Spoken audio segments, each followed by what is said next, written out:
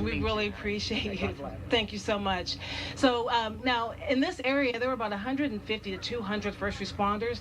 Now a lot of them have filed out of here. So there are actually just very few still left here. So they're out working tonight and probably will throughout the night.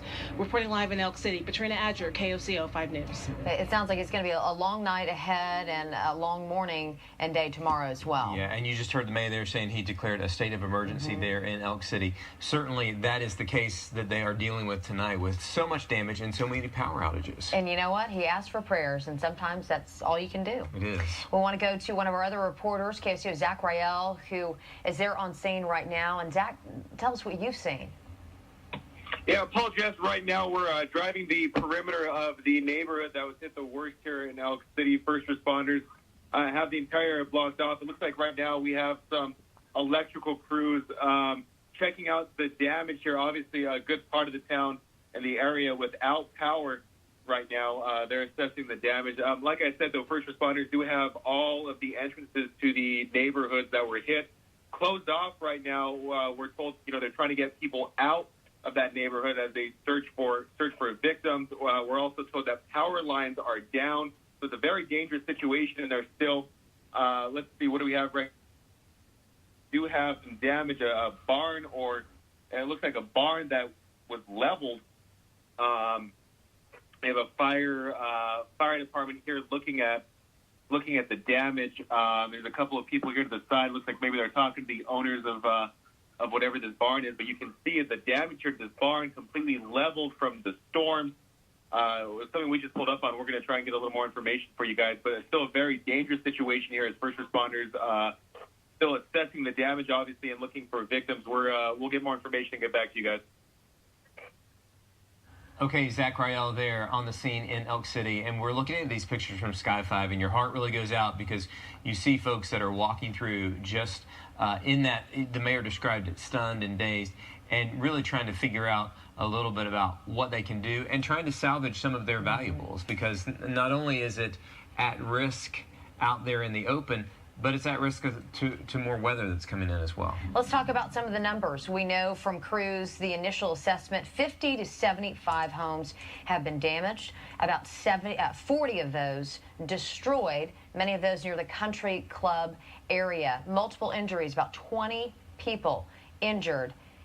And the worst news out of all this, one person has died. Yeah, when you look at this, we're still waiting to get more information on that person, trying to figure out exactly where that happened. We know sort of the street areas, Highway 34 and 152, still waiting to confirm a name of that. But when you see this damage, I mean, some of this is business, but a lot of it home damage. Yeah, Sky 5 flying over this, and this is just uncut video right now showing you exactly what they were seeing as they flew over this damage after this tornado came through. And, it's just homes and structures ripped to pieces from those terribly strong winds.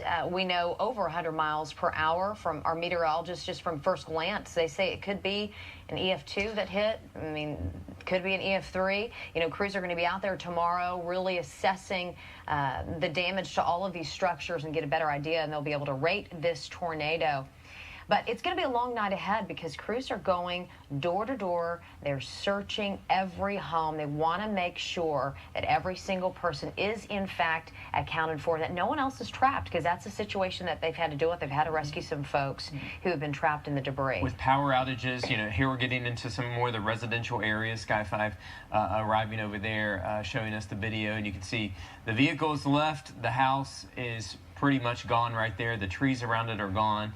And that's what they have to do, is get out there and listen, make sure that everyone is accounted for and no one else is hurt or trapped. And we had one report of a lady that was trapped under her house that had fallen on top of her. So that's just so frightening. But apparently she was okay once they got her out.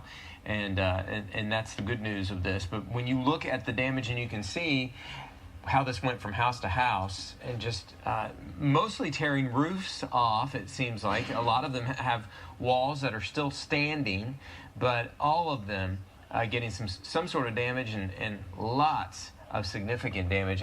You know there's some total losses right there. And so the mayor there has declared a state of emergency, said they've been in contact with folks on the state level as well. A situation like this, it becomes all hands on deck, and they get as much help as they possibly can brought into that area.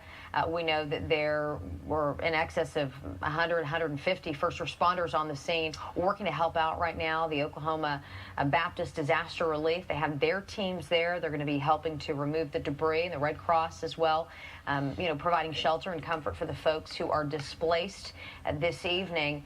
And, so many different stories that we've heard from people. Let's see, this